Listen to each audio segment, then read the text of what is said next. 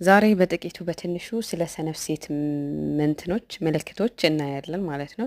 ሀይ ሰላም፣ እንዴት ናችሁ? ደህና ናችሁ? የተከበራችሁ የሀገሬ ሰዎች፣ ለዚህ ቤት አዲስ የሆናችሁ ቤተሰብ ሆኖ በተለይ ሴቶች ብዙ ነገር እንወያያለን፣ እንመካከራለን። ወደ ጥንካሬም የሚያጓዘን ወደ ስንፍና የሚያጓዘን ሁሉም እንዳስሳለን። የሚያስተካክለንም የሚያበላሸንም ነገሮች ሁሉ እናያለን። ከኔ ጋር ቆዩ።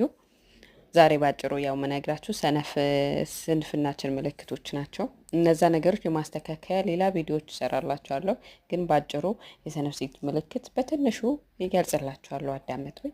አንደኛ፣ ሰነፍ ሴት ለራሷ የምትለው ጊዜ የለም። የራሷ የምትሰጠው ጊዜ የለም። ይሄ የኔ ሰዓት ነው፣ ይሄ የተከበረ ሰዓት ነው፣ ይሄ ራሴ ላይ ትሪት ማድረገው ራሴ ላይ የምጫወትበት መወያይበት ሰዓት ነው ብላ የምታከብረውና የምትወስነው ሰዓት የለም።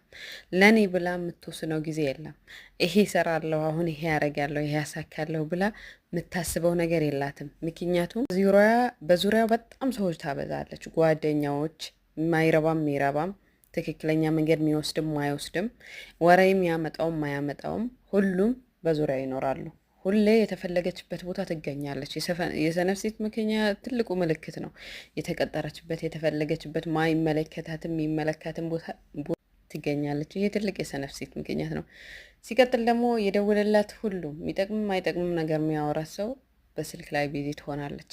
ከዚህ የተነሳ ለአእምሮዋ ለራሷ የምትሰጠው ጊዜ የላትም ማለት ነው። ለዛ ይሄ ትልቅ ስንፍና ነው። ሲቀጥል ጥንካሬዋም ድክመቷም ሽንፈቷም ሁሉ ነገሯ ሰው ያውቃል። ግልጽ ነው። በቃ ትናገራለች። የለም ከራሷ የምትደብቀው ነገር የለም። ሁሉ ነገር በቃ ከሰዎቹ ጋር ነው የምታደርገው። ከሰዎቹ ጋር ነው እንትን የምትለው። ለእኔ የምትለው ሰዓት የለ፣ ለእኔ የምትለው ጊዜ የለ፣ የምታስበው መሰራበት የምታቅደው እቅድ የለ። በቃ ይሄ ትልቅ የሰነፍ ሴት ምልክት ነው። በትንሹ ባጭሩ ስገልጽላችሁ ይሄ ነው። ብዙ ምልክቶች አሉ። ለወደፊቱ በደንብ እናወራበታለን።